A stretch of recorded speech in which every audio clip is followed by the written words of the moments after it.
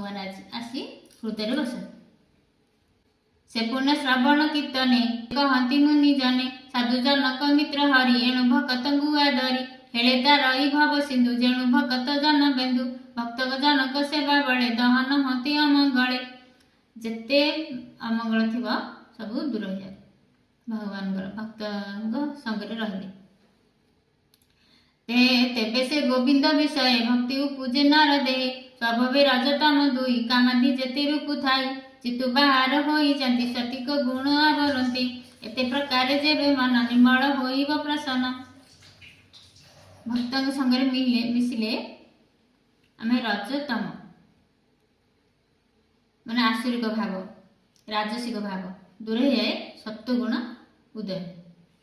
से भगवान भक्त संगे मिसवा सब जरूर कुसंग दूरी रहा।